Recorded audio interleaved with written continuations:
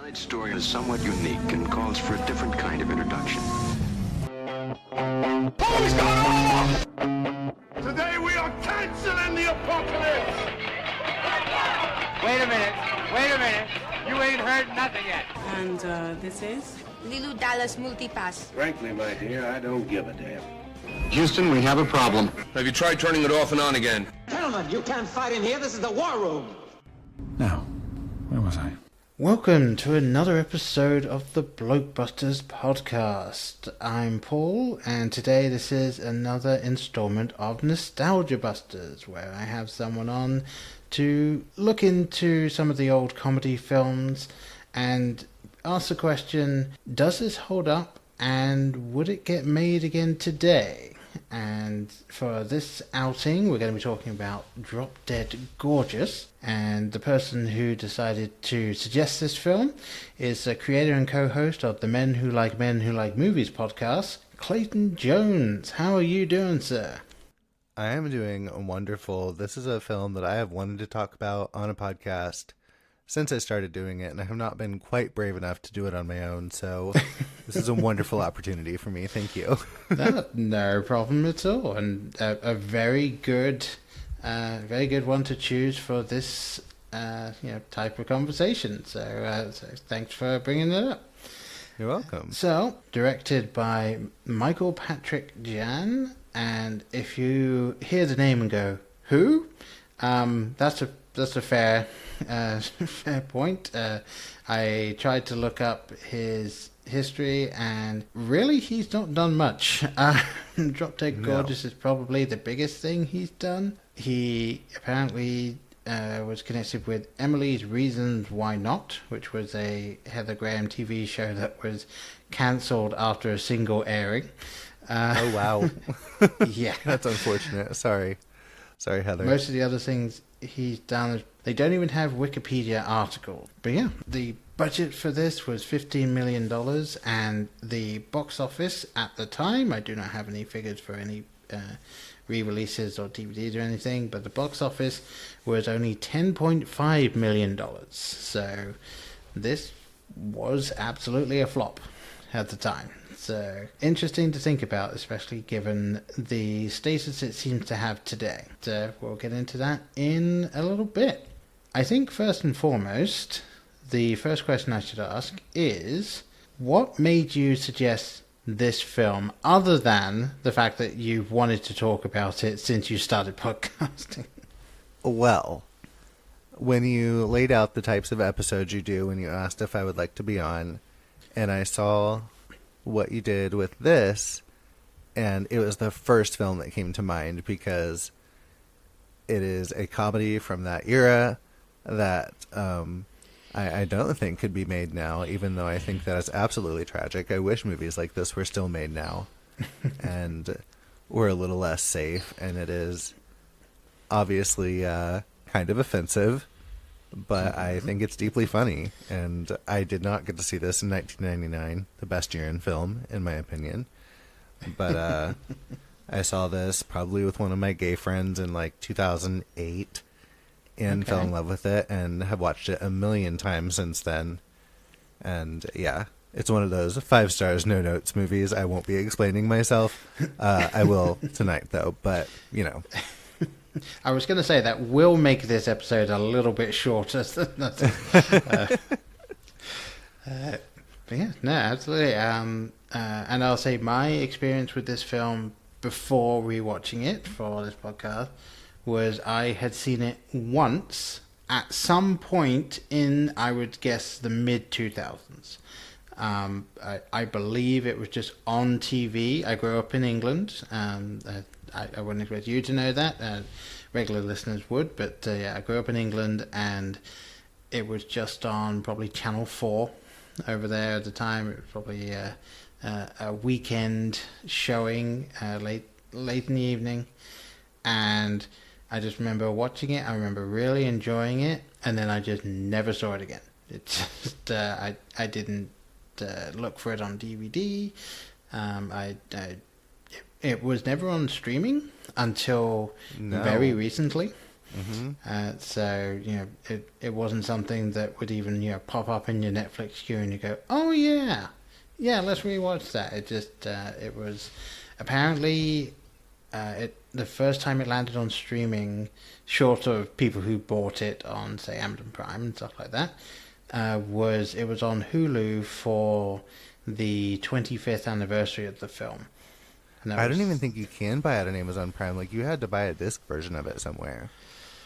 I remember even finding the DVD was hard when I bought that, and then as soon as that Blu-ray came out, it was just like, I'm snatching that up because it's never anywhere other than that brief time it was on HBO Max. Yeah, no, it's very interesting to me that this film has just had a hard time of it, especially given so many other films that I would argue were not as good, but they're on streaming or they're easily found on DVD, usually in a bargain bin or something. But whereas this film really did almost just fall into obscurity if it weren't for a rabid set of fans that really like this film, and myself included. Yeah. And then ultimately the want was there so that the studio was willing to release it again. And so obviously, with that being said, last year they actually showed this on the big screen somewhere, and I wasn't able to make it to the showing. And I was so sad because I was like, I can't believe I missed an opportunity to see Drop Dead Gorgeous, of all things, back in theaters. Yeah, no, that would have been an interesting showing. Like, not quite on the level of, say, Rocky Horror Picture Show. Not quite the level of audience participation, but I feel like that would have been a fun theater to be in. That crowd was amazing. Probably everyone dressed up as the mum, with the can stuck on the hand and stuff like that. Yeah, that would have been very, very fun. I think, so diving into this, the first thing that really sort of came to mind as I was rewatching it is that the writing is on point with this film. I mean, the characters in the film, the family of the people in the pageant, the mum of Denise Richards just being this queen of the town, basically, and my daughter's going to win, and also just disparaging anyone that doesn't come from a similar background. It's just if you've seen any of those shows like Dance Mums or anything like that, this is exactly what happens. Don't live there, but I live in Indiana and have lived in small towns, and small town Americana, I know these people. They exist. This isn't a caricature. Like, these are actual people, and yes, it is making fun of them, but it's not like, and they're doing horrible things and exhibiting awful behavior, and it's not like saying it's okay, but it's just poking fun at it. But it's like, it exists. It's funny. Yeah, and that's the thing. It's satire, but all it does is, to take a note from a fantastic Christopher Guest film, it just takes it up to 11. That's really all it is. It just dials it up a smidge, but it doesn't actually go into full-on sort of stereotype parody. Yeah. I'm like, it's ridiculous, but it's not inauthentic. Yeah, absolutely. And obviously there are characters that are in there that are sort of stereotype jokes, but when it comes to the core of those characters, they absolutely, it felt like, they felt real.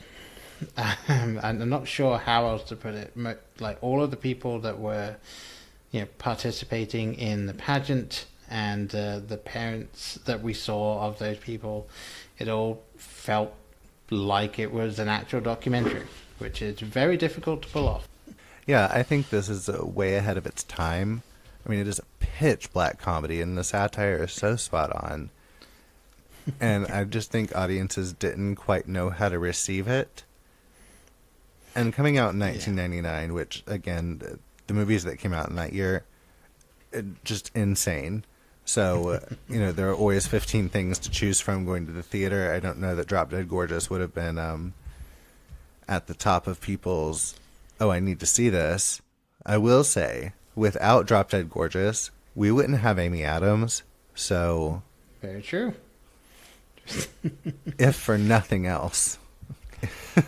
Yeah, it is interesting to think, because, like, looking at the cast of this film, I mean, you've got Kirsten Dunst as your lead character, Amber, and fun fact, she was pretty much the only character in the film who's actually younger than the age she's portraying. Mm-hmm. She was 1 year younger than her age from the character, and almost... Denise Richards was probably 28. She was old enough to be going to her 10-year high school reunion. So yes, she was 28 at the time. Like, everyone else was at least 5 years older than the character they were portraying. It was really, really interesting. And I kind of feel like that is a bit of a missed opportunity. There could have been one person who just looked like they were 50, but everyone just, like, accepted that they were a teenager. Like, it's just that's one thing that just wasn't anywhere in this film, and I could see it maybe being a step too far for what they were going for. But it does feel like something they would do, like, maybe someone who had a Benjamin Button-esque. Yeah, I think that would be hilarious. Yes. It's like, I don't know if you ever saw the Charlie Kaufman film Synecdoche, New York, but I have not. It's really weird, but I mean, it's Charlie Kaufman. But Jennifer Jason Leigh's character, Samantha Morton's character, she gets this apartment, and it's on fire the whole time, and nobody mentions it. It's just like the apartment's filled with smoke. They're just sitting there talking. It's so bizarre.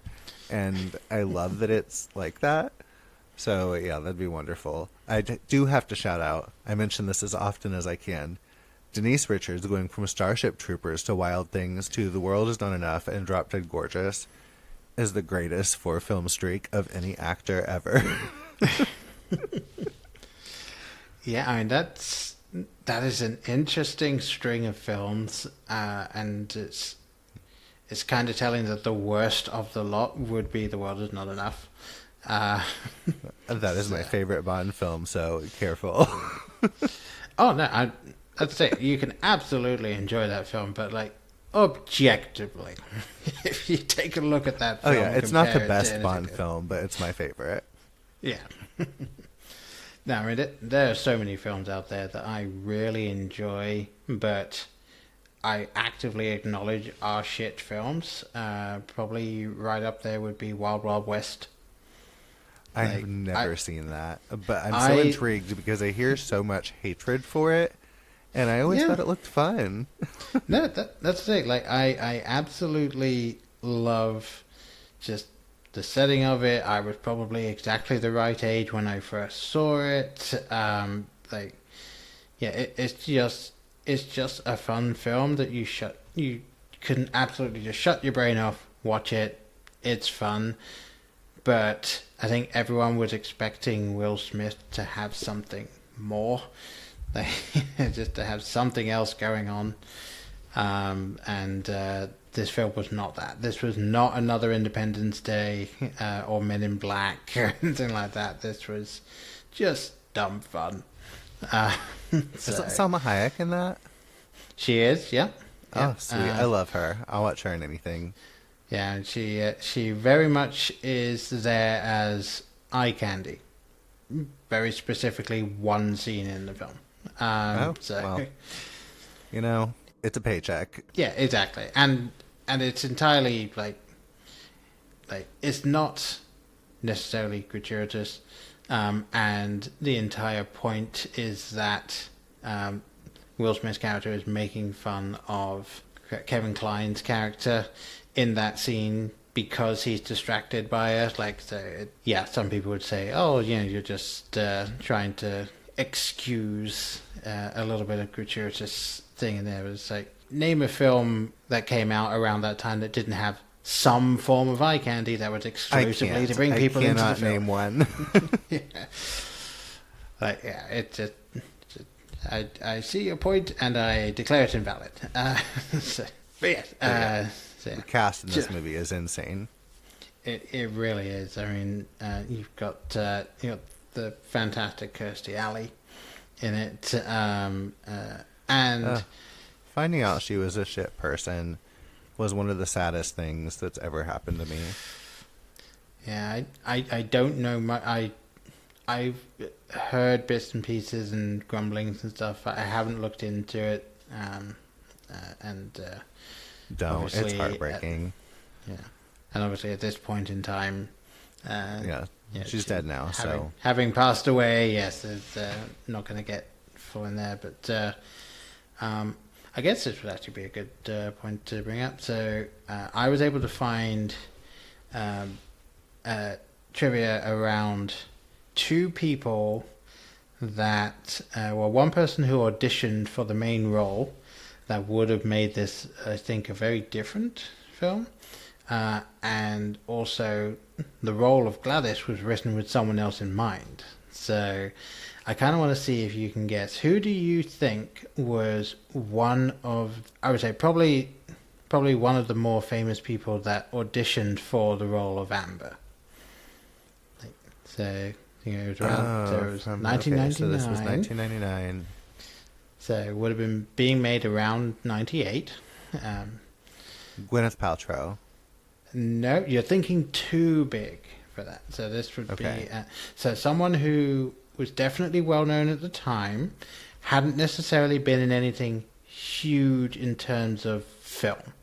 Man, I can't think of anybody because that was such a huge breakout for so many people around that same time period. I'm just like, who hadn't like? So I guess I'll try and give you one last hint and try and also the audience as well, see if they can get it before I give it out. So, who can you think of that was famously a teenager on TV during pretty much throughout the 90s? Like they were someone, I believe, if I'm remembering correctly, they started the show they were on. Their character was about 14, 15 years old when it started. Mila Kunis. Not Mila Kunis. Good shout there. I could see that working. Claire Danes. I'm just like no. All right, I'll put you out. I grew up without television because my parents were super Christian, so I'm like just trying to think of retroactively what was on television at that time. You know what? I guarantee if your parents were super Christian, they would have absolutely hated this show, just because of the subject matter. It was Melissa Joan Hart. Oh, Sabrina. Auditioned for Amber. Exactly. And yeah, that is fun. I actually think the movie would have worked with Melissa Joan Hart. It would have been. It would have been a bit different. I don't think she could have quite pulled the same type of character that Kirsten Dunst did, but I almost said Kirstie Alley. I would definitely be interested to see, maybe she just filmed a scene just to see what would have happened there. Cause, if we could see like an audition tape or something. Yeah. Yeah, I mean, because Kirsten Dunst is one of the greatest actresses of her generation and just a great actress in general. I mean, she has given performances that have blown me away consistently throughout her career. And I think she gives a great performance in this. But I do think Melissa Joan Hart, I just think it would have been fun. It would have been different, but I still think it would have worked. Yeah, no, it absolutely would have worked. I think it just, she wouldn't have been quite the wholesome sort of homegrown teen that that Kirsten Dunst is able to pull off. I think she would have been a little bit more. So I feel like she would have ended up just being a little bit more sure of herself. So maybe more of a character clash with the Denise Richards character, but I don't know. Well, I won't go and try and have you guess the Gladys role. Yeah, I'm bad at that. Yeah, I'm absolutely awful. I won't string it out, but I will give you just one chance to guess based on the role. It was written for one person in particular. Who do you feel would have done this role justice? Obviously, Kirstie Alley did a fantastic performance in it, but who else do you think could have knocked this out of the park? Oh man, I can't think of anybody who could have done it quite like that. Okay. Oh, I'm trying to think of who could be a great bitch of cinema in 1999 in that age group. I don't know. I'm bad at guessing these type of things. As soon as you say it, I'm going to be like, oh, obviously. So this role of Gladys was written with Sigourney Weaver in mind. Oh, now that's fun. Yeah. I mean, having seen her doing things like in Paul, and also Cabin in the Woods, like the heel turn type characters, I think that she could have done a fantastic job. And like her work in Heartbreakers, she would have knocked that out of the park. Yeah, I would pay money to hear her doing the exaggerated Minnesota accent, just to see what that would look like. Maybe she's on Cameo, and that could be your request. Can you just give me some dialogue from Drop Dead Gorgeous with the accent? Thank you. Please and thank you. I found it and I was like, that would have shaped up to be a very different film. Could you imagine Melissa Joan Hart as Amber and Sigourney Weaver as Gladys and everyone else the same? My brain is melting right now thinking about this. I would maybe I'll dream about it tonight and go to that alternate reality where that exists. There you go. Yeah, that's just wonderful, especially Sigourney. That's so funny. Yeah. So obviously, two of us we very much enjoyed this film, and in a little bit we'll definitely get into sort of favorite moments and things like that. But I do feel like we can't go too much further without drawing attention to some of the things that absolutely do not hold up. So probably the first thing for me in watching the film that sort of stood out and I kind of went, oh, is how frequently a couple of the characters throw around a particular slur for someone with developmental disabilities. And obviously there is one character who is absolutely a caricature of idiotic bumpkin nowhere Hickville, and they throw out this word a little bit at the beginning and then several times during a scene later in the film. And don't take a shot every time they drop that word because you will be hammered.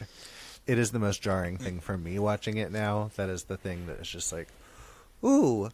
But the period it came out, I will say, it's accurate. Yeah, and that's kind of the thing for me. It's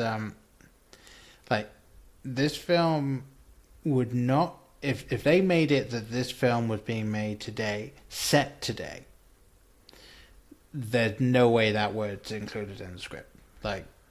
Which is a good thing, but also in little towns like that, small town Indiana, I hear people dropping that around me sometimes, and people still 100% would say that in that situation. And but it's I try not to judge movies like a movie from 1999. No, yeah, it was different. Yeah, like, yeah, obviously at the time, yeah, that there's very much a thing where, people being called gay was a punchline, at that point in time. People who are absolutely idiots being called this word was just the done thing because, it had always been done and there hadn't really been a good push yet for like, hey now, don't do that. But yeah, I do think, and I was trying to think about it. I do think if they made this film today, but clearly set it in 1999, very much like Blazing Saddles, I think you absolutely could get away with not changing the script. Oh, yeah. Because, this is a look at how stupid these people were back then type thing. Like, and so it very much is, unfortunately, a product of its time. So, yeah, watching it now, as you said, very jarring. But there is a certain level of... Obviously, we know none of the people in the film actually would use this word, like referring to this stuff. Like, but I mean, they might have at the time. Like, I grew up in the 90s, and people. I mean, it's just you didn't think a thing about it. Yeah, and some people learned that wasn't cool as the years went on and the language evolved, and some people did not learn that wasn't cool and. Mm-hmm. Ugh. But yeah, I was trying to think of like anything else that was quite as sort of for me as that like really there wasn't any other sort of major grievances I had in terms of that would absolutely not fly today. But I don't see them doing the eating disorder. No, that was the other thing. I was like, the eating disorder is questionable because that's the odd thing. Like, we're told she has an eating disorder, but we don't. There's a whole see wing at any, the hospital. Like, all it is she's ill. She's clearly being treated. Like, she's being. We're seeing someone get treatment for an eating disorder. It's actually a positive depiction, I think. But it's I said slightly glibly, but I don't think that would be included because it's like, oh, you don't joke about that, and I might be going to hell. But I will say that sequence at the pageant with her doing her performance she had done the year before in the wheelchair with the nurse pushing her around while she lip syncs is one of the funniest things I have ever seen, and I won't apologize for it. It's so offensive. It's so funny. And and that's the thing. It's like that's why I think it's like borderline, especially as I said, like we don't see her sort of eating and purging or anything like that. Like we don't actually see any of the eating disorder. All we know is she's clearly not well, and we're told she has an eating disorder. That's it. And so they get that punchline of her in the wheelchair, just I'm all sage. Although personally, I think probably my favorite bit from the entire film, like the thing that just made me chuckle the most, was Denise Richards's song and dance with Jesus, very specifically right at the end when she's got him on the cross over her back shoulder, and she's walking him off. just sort of doing a sort of a hello my baby, hello my honey, sort of walk off with it. Extras walked out during that really scene. They were more offended by that than the anorexic wheelchair sequence. I mean, I guess given people where were more they mad are. about her with Jesus over her back. I grew up in the church, and I think it is absolutely hysterical. It's one of my favorite moments of all time. I love the gif of it. I absolutely adore it. I think it's hilarious. I'm so glad it's included. Denise Richards is a national treasure. And I know I mentioned it on the podcast before. I myself am an atheist, so anything that's sort of slightly poking a jab at it, just being like, objectively, that's fucking funny. Like, just that entire sequence is brilliant, specifically because, as I was going to say, people would be offended, and as you just told me, people literally walked off set. What the hell?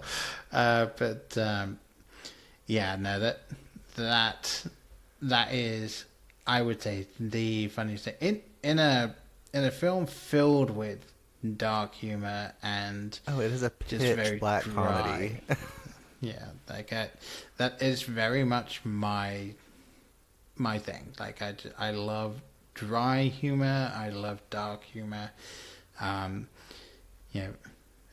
There's not a huge number of films that are willing to go quite that far, especially relatively mainstream films like this one was attempting to be.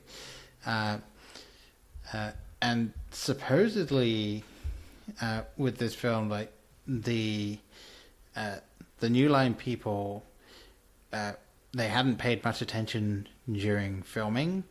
They went and sort of looked at the numbers for projected numbers and things like that while it was being edited, and they realized that very few people who were aware of the film were planning on seeing it. Like, they hadn't done a great job of marketing or anything like that, so they asked them to recut it to be more of a conventional teen comedy. How? That's not what it is. Yeah, I know. And it was also too late to do reshoots. Most of the editing was done. There was no time to bring people back. According to the screenwriter, the studio never realized that it was a movie for girls who saw Clueless and said, fuck them.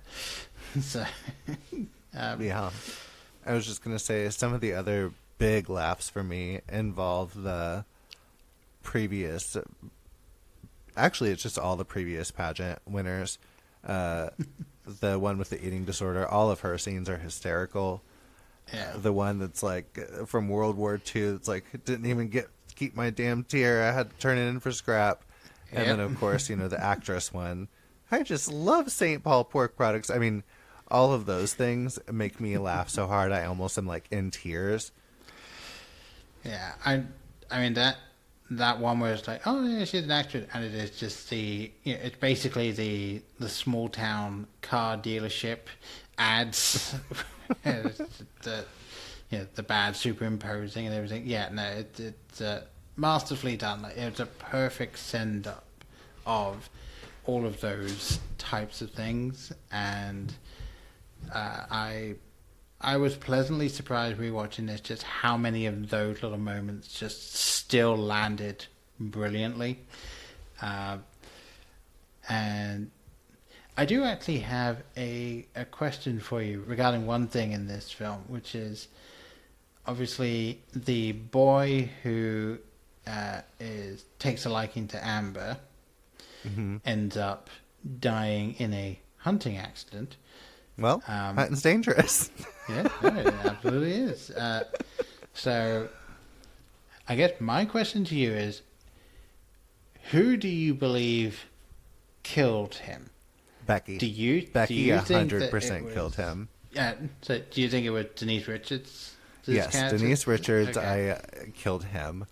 I think Kirstie Alley killed the girls in the pageant to help Denise Richards win.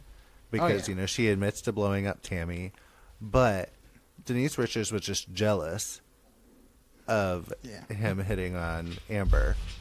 So, and we also get a smash cut from whatever happens with him to Denise Richards. Yeah. After Amber's like, man, it's weird you don't He took it right between the eyes. You don't often see that. And then it's just smash cut to Denise Richards with her gun being like, well, hunting's dangerous, and shooting like she 100% killed him. Yeah, it's just like, yeah. Oh, he's dead? Oh. Like, oh, well, here's my gun. Yeah. That's the thing. It's like, every other person that dies in this film, or gets severely injured, what have you, is very clearly, it's Gladys that's doing it. Mm. But in this one instance, it's quite clear that Becky is more than capable of dropping someone who slights them. Oh, yeah. Yeah, that was the one thing that I was like, I wasn't sure if it was she knew and was just fine with it, or if you thought she absolutely did it. Obviously, the film is heavily implying she did, but I wasn't sure what your take would be on that. But I think without question it was her. And there was one thing that, for whatever reason, I just found a fantastic joke that you see once, and it never brought up again. But it's the fact that the first judge's name is John Doe, spelled D-O-U-G-H. Ah, yes, that's the other element that I don't think they would include if they made it today. The pedophile character judge itself named John Doe. Yeah. I love the fact that they were like, yep, that's his name. And then obviously, as the film went on, it was very clear that there's probably a reason why he's called John Doe. And he's never been around young girls.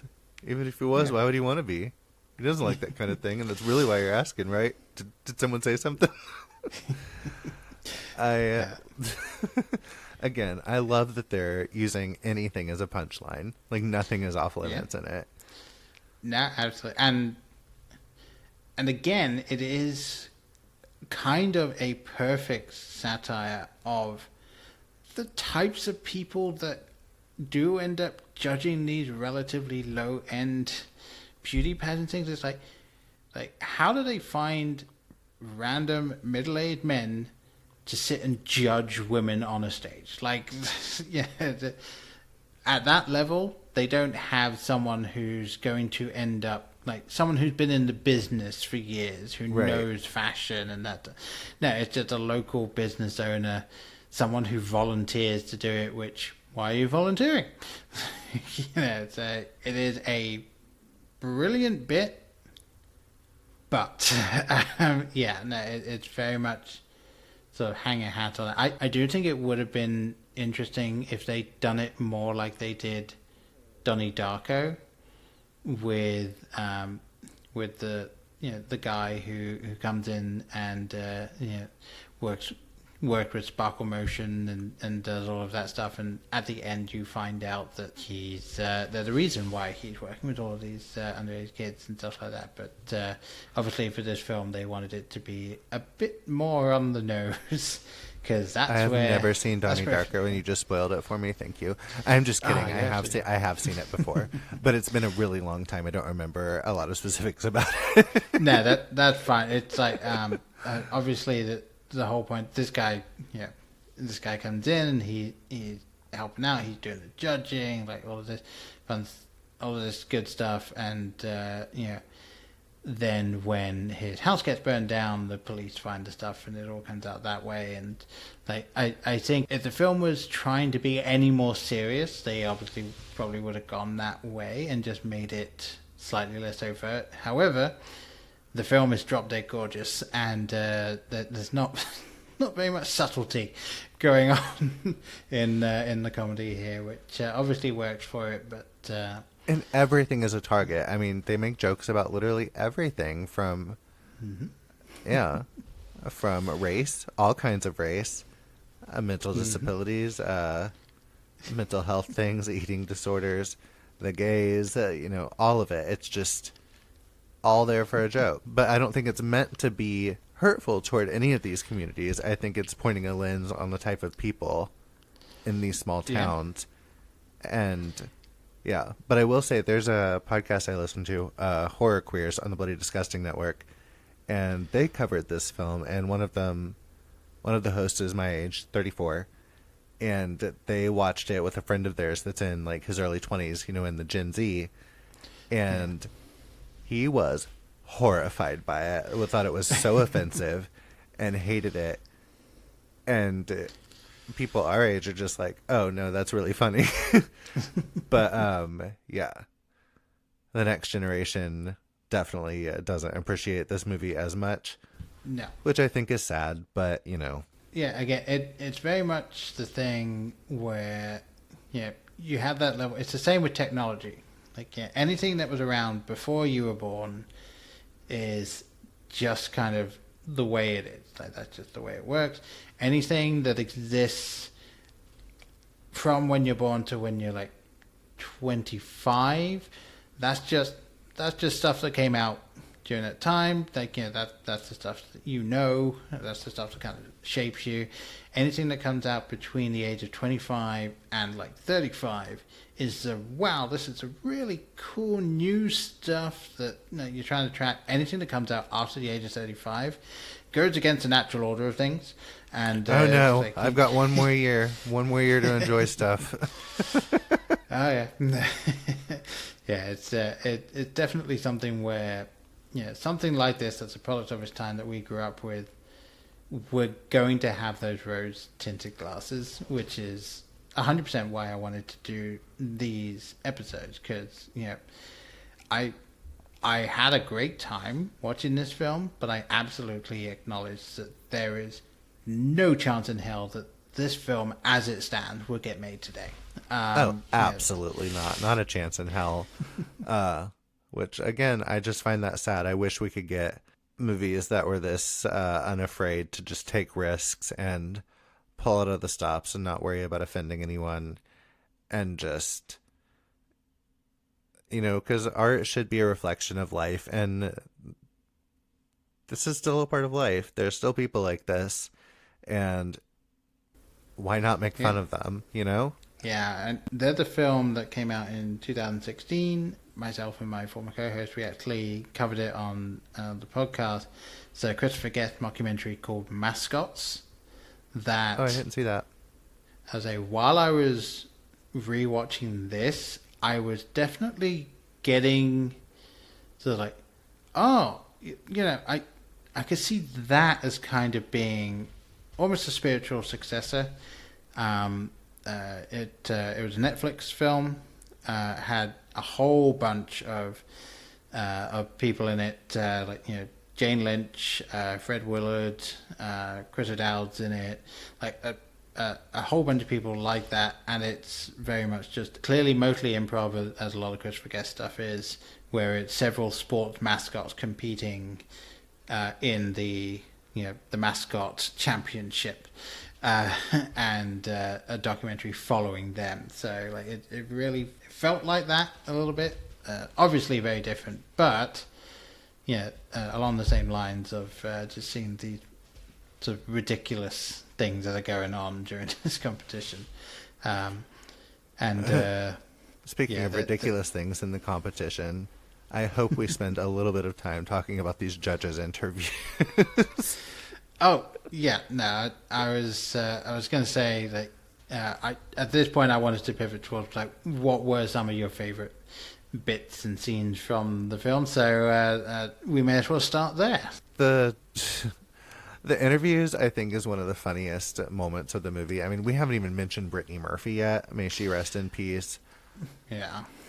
Delivering an all-time performance. Again, like that moment, she just starts laughing after revealing that she met Greg Louganis one time at one of her brother's shows, and she just laughs and laughs and laughs in this way that only Brittany Murphy could do.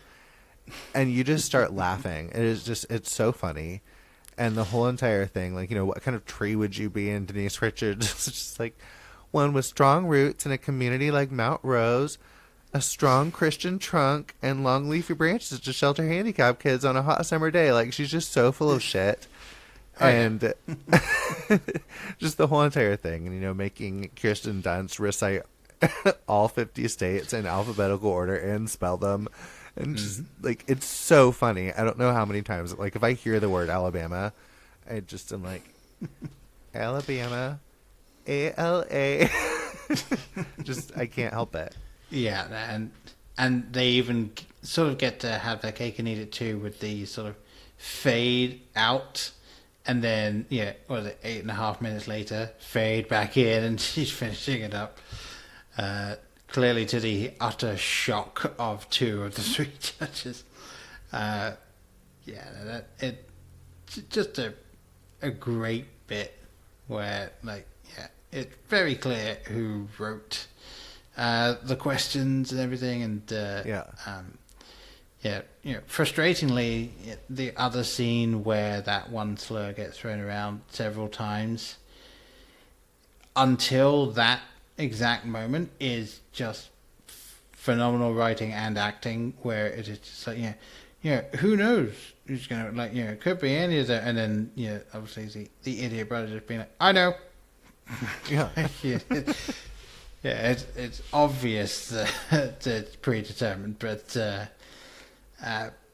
it's such a great thing. Like, I can't picture anyone else in these roles. Like, obviously, we know that there could have been other people doing it, and it would be interesting to see some of those. But, like, I cannot picture this film maintaining its charm, like the same sort of charm it has, and potentially becoming a cult classic, if they had cast any of those other people in it. Like, obviously, do you know Sigourney who Weaver could would not have had more been star cast power with anyone else? Someone else we have not mentioned, and I can't believe we haven't mentioned this. 50 minutes in, Allison Janney. Every single moment with her is gold. Oh yeah, no, she Loretta is just perfect character. Absolutely, in a film filled with little bits here and there that, like, that wouldn't get done today, or like, this is like, absolutely no notes anytime she's on screen. Just Absolutely. Smash. I mean, if I'm with my friends or something and I see a cute boy or something, I'd just be like, oh, you are cute. I love her in this so much. I mean, I just love it. Allison Janney. I love her all the time. Even if it's not a great project, she is always amazing, and this is just top tier Allison Janney. So yes, everything with her, 10 out of 10 no notes. And I always love seeing Mindy Sterling as well, just in these little things. Like, the second she's on screen, it's like, Frau Verbissner, how are you doing? And it's just like, oh yeah, yes. Like, just the perfect yes woman with the perfect phenomenal accent for the yes woman. Like, it's just the accent work in this movie is just golden. Yeah, absolute perfection. I love it. It makes me so happy. I mean, I have really bad depression, but throw this movie on and hear just hello Tony. Like, the way she says Tony hated the folks as she's, like, lusting after these high school wrestlers, that I, again, just so funny. The scene doesn't need to be in there, but I'm so glad it exists. Yeah. Just wonderful, wonderful stuff. And obviously, like I said, everything with Mary Johansson, the previous year's winner, will make me laugh so hard I cry. I mean, when her hair is coming out, as Kirsten Dunst is brushing it, and she's like, just a snarl. Yes. Hysterical. It's just like, I can't believe they're doing this. This is so offensive, but also it's just, the situational comedy of it all is hilarious. Yeah, and that's the other thing as well. It's like, obviously this person's to have a quite severe eating disorder, and that's what they've been treated for. But it's like, why is that making them, like, the hair's falling out? Like, just that they're effectively a leper at this point. Like, it's just so weak and all that. But yeah, that again, Kirsten Dunst's reaction in that moment, like, it's I almost wonder if they didn't actually tell her that there were some loose hairs, and like they just sort of wanted to see what she would do. Like, that's it. I don't know, but whatever it is, just hilarious, and obviously just I feel like everyone's performance in this is just so pitch perfect, and they're doing their own very unique brand of just ridiculous. And Denise Richards, I feel like, gets a lot of shit, but I think pretty much everything I've seen her in, she understands the assignment.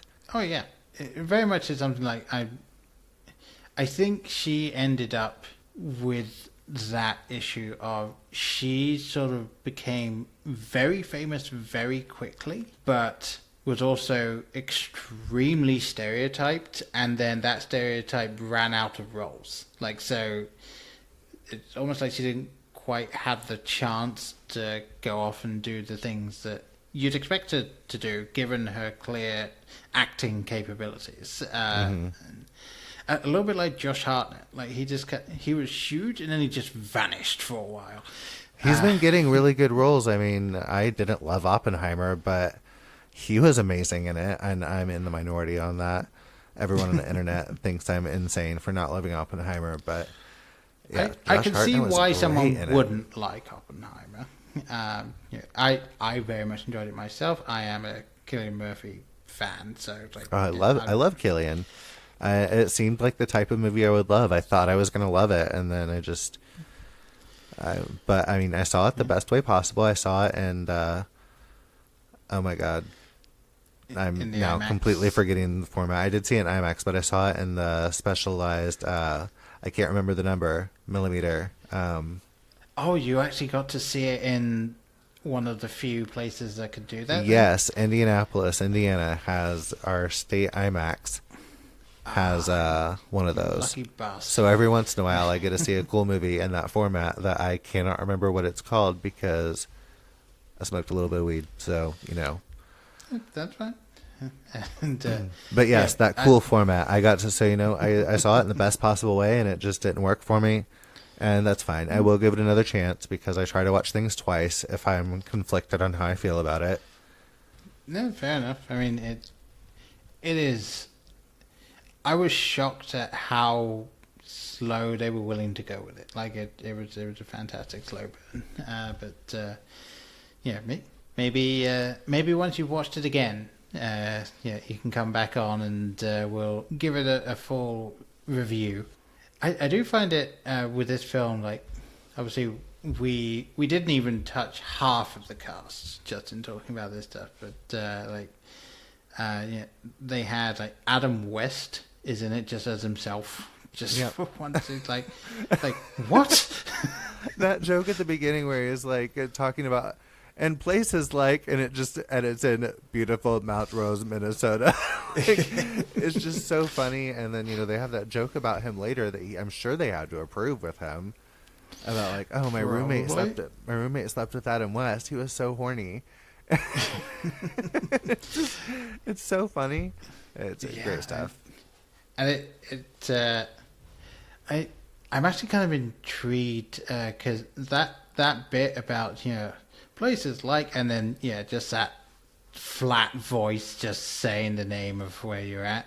Like, I'm fairly certain that's a Simpsons joke as well, and I don't know who did it first. Isn't everything? Yeah. And the Simpsons always does it like 20 years before. Oh yeah, no, absolutely. I mean, South Park even did a whole episode that was literally just called "Simpsons Did It." I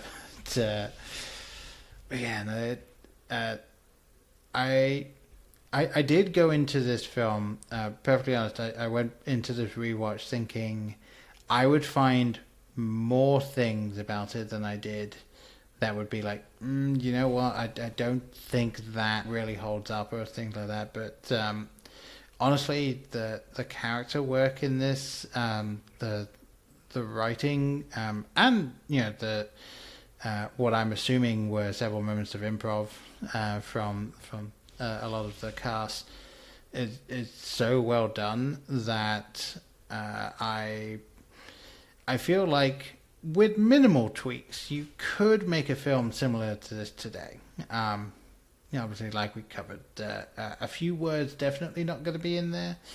Yes. And you know, maybe instead of an eating disorder, maybe the previous year's winner is just so accident prone. like just constantly like breaking legs, smashing their head into cabinets, things like that. Like just in and out of hospital the entire year and not actually able to do any of the stuff they're supposed to do for their year of reign or something like that. But I would be interested to see this film made now. Obviously, tweaked up and stuff like that. But if this film was made now, can you think of who you would cast in it? Because I know there would be, if this was made now, I guarantee you there would be so many SNL people in it, just because that seems to be what happens with this type of ensemble film that's sort of a darker comedy. There's just so many of those types of people in it. But like, I've been trying to think of who would be good in some of these roles. Who would be the people that would absolutely so I would love to see Dove Cameron in the role of Becky, played by Denise Richards. I think Dove Cameron would kill it. I'm only going to go with like the main four. In the Kirsten Dunst role. I'm trying to think of like, that group of young actors that could believably play, a 17-year-old. Yeah, no, it is very difficult. Like, I mean, I could see them going for something like, especially if it's supposed to be, someone who just wants to win, like just like this is their dream to do it, but there's no way this town is going to let her win. Someone like Zendaya. Yeah, I would also say like Florence Pugh. Because, like, I want to say her and Dove Cameron, they are both, like, 27, but, like, they look young. She played young Amy in Little Women a couple years ago. Like, who cares? Yeah, no, that's a good one. I could definitely see that going off well. Trying to think. I think I have someone that I would say for, if we were doing just, someone very similar that could do the role.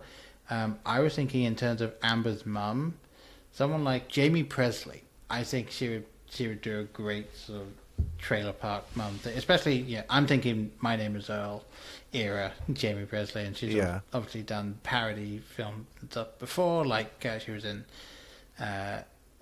she had a very limited role in. I think it was Not Another Teen Movie. Might be wrong about that, but yeah, I think she could pull that off. But I will admit, I've been absolutely stumped for who I would get to do Gladys. That's what I'm just sitting here thinking, and I'm just like, man, no. Yeah.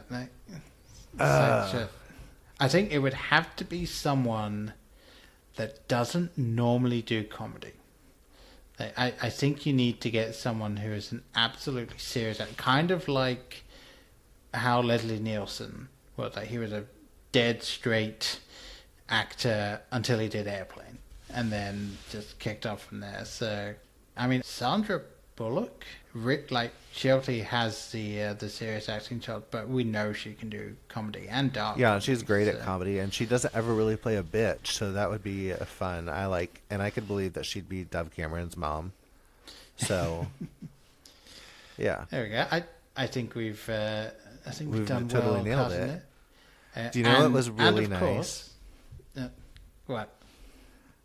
In this film, Amy Adams wins second runner-up, which she does think is second place. But I just thought it was really nice seeing Amy Adams win an award. Yeah. And what else did she get with it? Was it like a $25 gift card to something? Something like that. It's just Amy Adams, always nominated, never winning. I just really liked seeing her up there on stage holding a little trophy in her hand. It made me really happy. I just tried to pretend it was real life. Yeah. Well, maybe one day, when they completely overhaul how they do the Academy Awards and so on. I will say, I think there is and I'm sure you'll back me on this one, there is one character in this film that would not be recast. Like, the same person playing them in the remake of this film. Again, no notes, and that is of course Alison Janney. Oh, absolutely. Change nothing. She just get. Same character, same lines, same scene. Yes. Just nothing changed in her. I'm 100% behind that. And I will say one other thing. I just have to point out that I love deeply. Brittany Murphy getting scolded by her father and just screaming out that her brother is gay. Gay! I love it so much. Brittany Murphy, taken from us too soon. Yeah. Iconic line reading. No notes on it. It's deeply wonderful.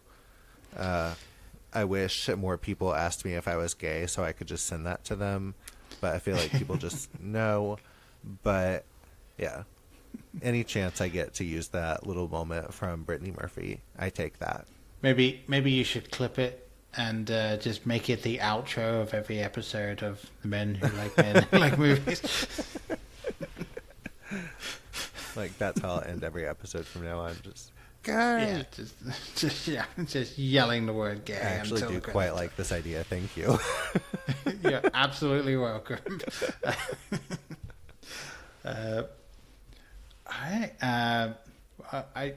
I do think that's probably a good point to end it from us and the Sarah Rose Cosmetic registered copyright trademarked American Teen Princess pageant.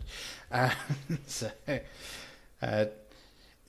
was another thing that I found really funny as well, was the fact that I don't know if you saw that the Sarah Rose Cosmetics it has all of the things. It is registered, it is copyrighted, it is trademarked. I always noticed there was a lot going on with it, but I never paid that much attention to it. And I lived in Alabama for 5 years, fairly close to Lincoln. And the fact that this finale, ends up in Lincoln, Alabama is so funny because that is the smallest little, boring town.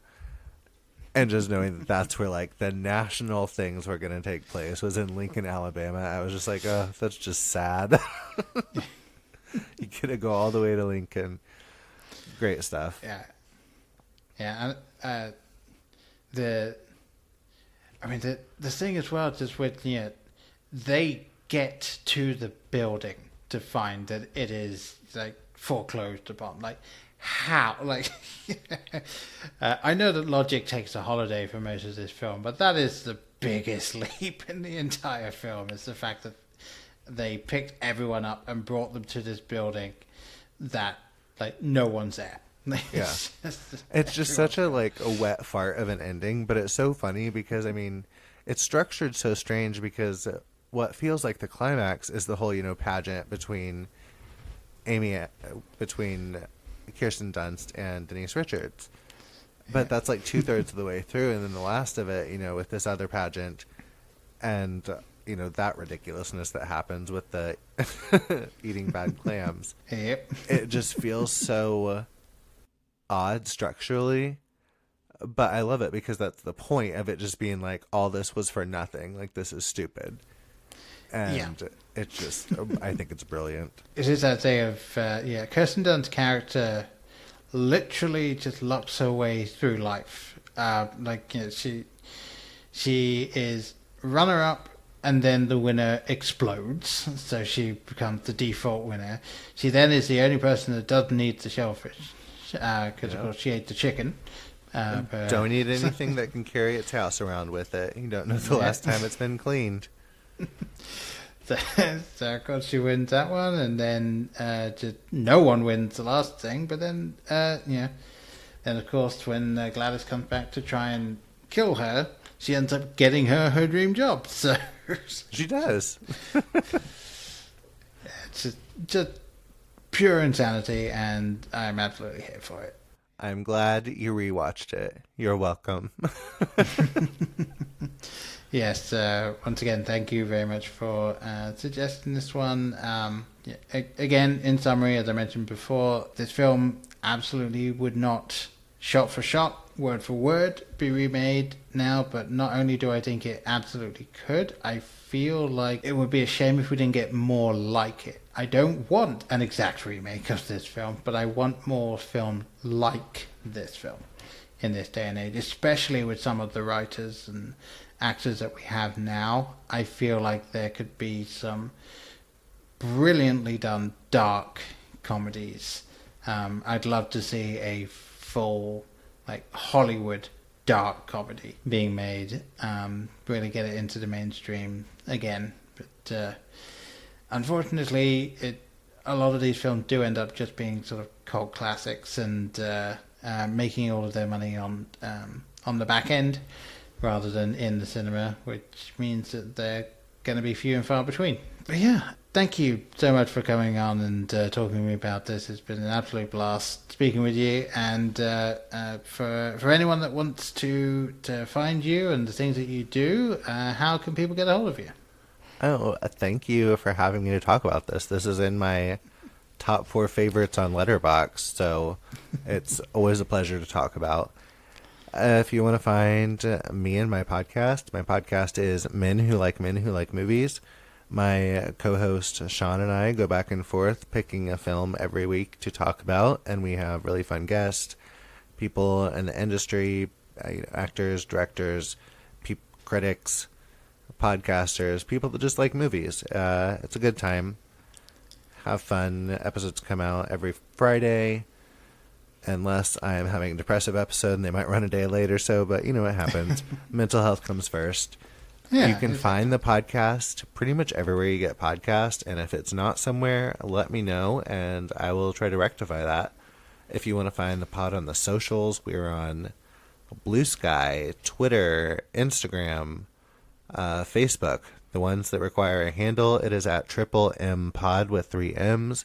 If you want to find me, I'm on Twitter, Blue Sky, and Letterboxd at Just Happy to See You, number 2, letter C, letter U. And that's all my stuff. All right. And for those of you that have been listening to this podcast but not following our socials, just search Blokebusters. One word, you'll absolutely find us. We are on Twitter, Facebook, Instagram. I have not got around to trying to set up on any of the other emerging platforms yet, mostly because honestly I don't have the time to much time attempt to go into that, especially recently. I'll kind of use this as a bit of a update for people as well. Recently been going through a bunch of stuff, been working on getting my citizenship sorted. So the USA is A-OK. Exactly. I think I'm going to have to use some of those at the ceremony. I've been going through that. My wife is pregnant with our second child right now, so that's going to be coming along close to summer of next year, and work's been ramping up. So honestly, my free time has been few and far between recently. So that's why there's slightly less episodes of the podcast coming out than usual. So yeah, I am attempting to get back into the swing of it, but I do apologise if it is few and far between for the foreseeable future. It's not going anywhere, but we'll see. But as I said, yes, please do reach out, Blokebusters, on any of the places you might expect it to be, and blokebusters.com. And still have that site, still looking lovely, if I do say so myself, which I do. Once again, thank you for coming on and being a great guest for this. It's been fantastic talking with you, and hopefully you'll come back another time. Oh, absolutely. This is a blast. All right, good to hear. Well, with all of that being said, I've been Paul. And you've been Clayton. And see you next time. Bye. Bye. In case I don't see you, good afternoon, good evening, and good night. Hang on a minute, lads. I've got a great idea. Louis, I think this is the beginning of a beautiful friendship. You're still here? It's over. Go home. Go.